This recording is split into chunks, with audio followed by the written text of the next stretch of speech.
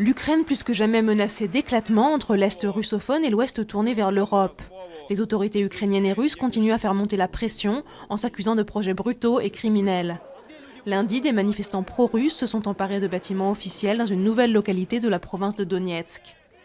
Les ministres européens de la Défense se réunissent aujourd'hui en présence du secrétaire général de l'OTAN pour évoquer la crise. Deuxième tentative ce mardi pour le robot sous-marin qui recherche l'épave du Boeing de Malaysia Airlines. Lundi, la première plongée a été écourtée car le robot a atteint sa limite de profondeur à 4500 mètres.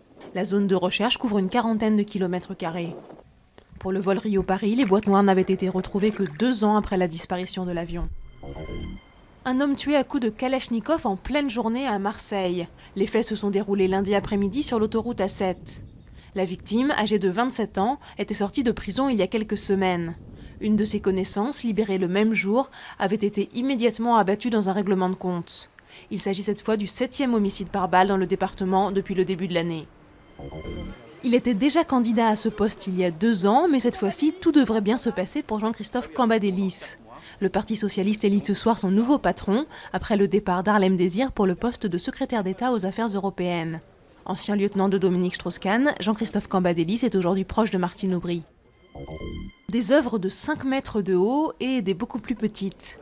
La Tête moderne de Londres s'apprête à ouvrir au public une grande exposition consacrée à l'ultime période créatrice de Matisse. Une période au cours de laquelle l'artiste dessinait avec des ciseaux en réalisant des collages. Des œuvres joyeuses et exubérantes à découvrir du 17 avril au 7 septembre.